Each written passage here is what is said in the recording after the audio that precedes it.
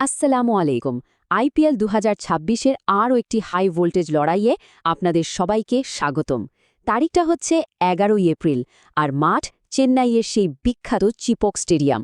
মুখোমুখি হচ্ছে কারা? চেন্নাই সুপার কিংস আর দিল্লি ক্যাপিটালস। একদিকে চেন্নাই, যারা নিজেদের মাঠে হারানো সম্মান ফিরে পেতে মরিয়া, আর অন্যদিকে আছে জয়ের রথে থাকা দিল্লি। তো চলুন আর দেরি না করে এই ম্যাচের একদম চুলচেরা বিশ্লেষণ শুরু করে ফেলি। তো প্রশ্নটা কিন্তু একদম সোজা।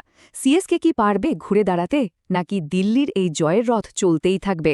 এই ম্যাচে কার পাল্লা ভারী? এই প্রশ্নের উত্তর খুঁজতেই আমরা ৮টা গুরুত্বপূর্ণ রুল ধরে ধরে দুটি দলকে বিশ্লেষণ করব। চলুন দেখে নেওয়া থাক এই জমজমাট লড়াইয়ের ভেতরে আসলে কি চলছে।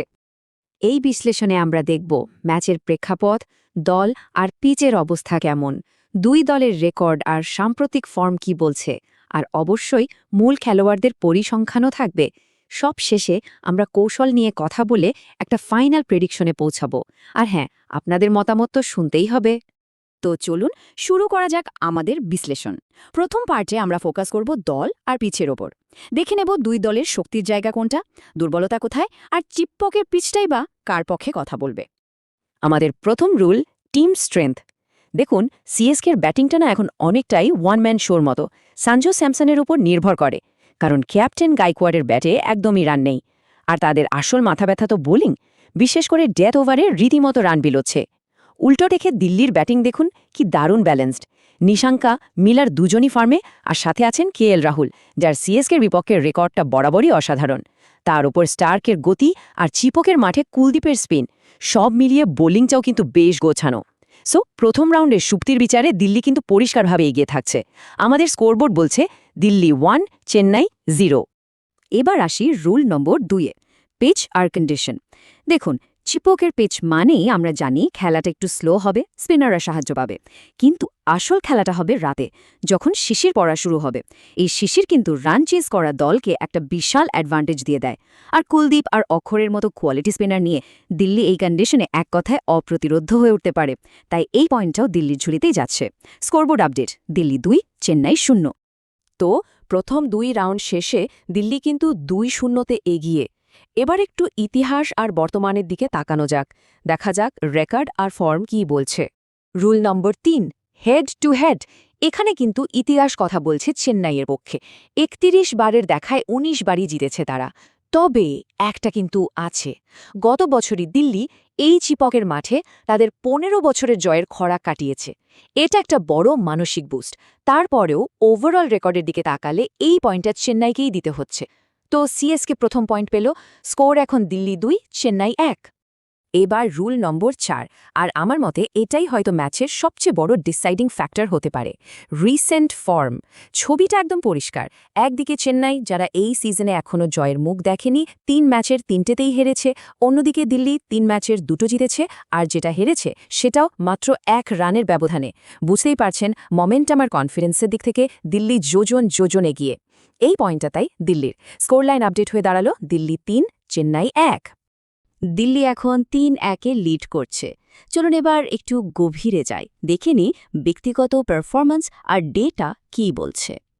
রোল নম্বর 5, কি প্লেয়ার অ্যানালাইসিস। দেখুন, চেন্নাইয়ের হাতে সঞ্জু স্যামসনের মতো একজন ট্রাম্প কার্ড আছে, যে একাই ম্যাচের মোড় ঘুরিয়ে দিতে পারে। কিন্তু দিল্লির দিকে তাকালে দেখবেন তাদের মূল খেলোয়াড়রা যেন এই ম্যাচটার জন্যই তৈরি হয়ে আছে। সিএসকের বিপক্ষে কেএল রাহুলের রেকর্ডটা ভাবুন একবার, আর চিপকের উইকেটে কুলদীপ যাদব কতটা ভয়ঙ্কর হতে পারে সেটা আমরা সবাই জানি।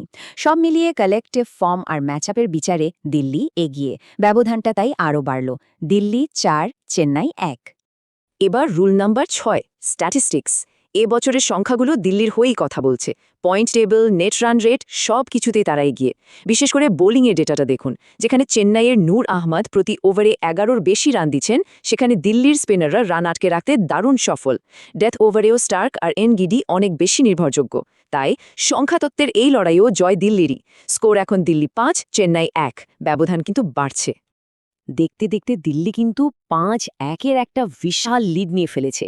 চলুন এবার সব তথ্য একসাথে করে ফাইনাল কৌশল আর আমাদের প্রেডিকশনের দিকে এগোনো যাক।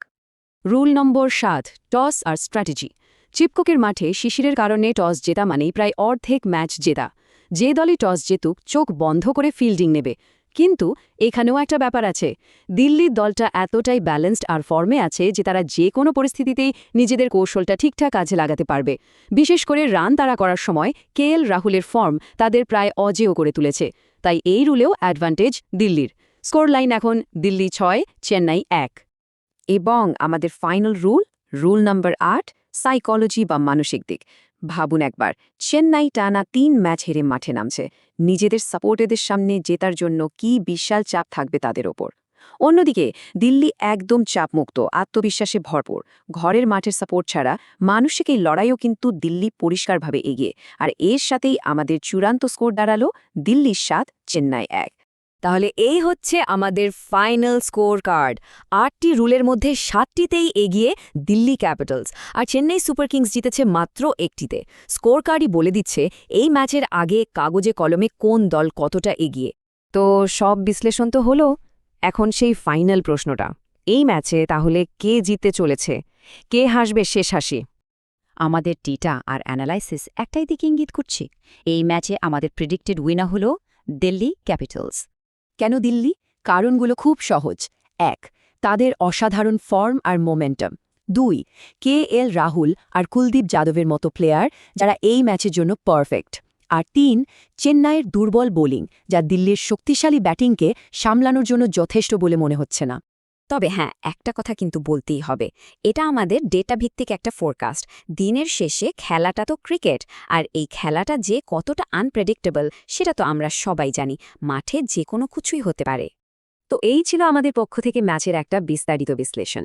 এবার কিন্তু আপনাদের কথা বলার পালা। আমাদের বিশ্লেষণ তো শুনলেন, কিন্তু আপনাদের কি মনে হয়, চেন্নাই কি পারবে এই কঠিন অবস্থা থেকে ঘুরে দাঁড়াতে, নাকি দিল্লির জয়রথ চলতেই থাকবে? আপনাদের মূল্যবান মতামত অবশ্যই কমেন্টে জানান। আমরা কিন্তু সব কমেন্ট পড়ি। আর ক্রিকেটের এমন ইনডেপথ অ্যানালিসিস যদি আরও দেখতে চান, তাহলে চ্যানেলটা সাবস্ক্রাইব করে বেল আইকনটা প্রেস করে রাখতে ভুলবেন না। আজকের মতো এখানেই শেষ করছি। আল্লাহ হাফেজ।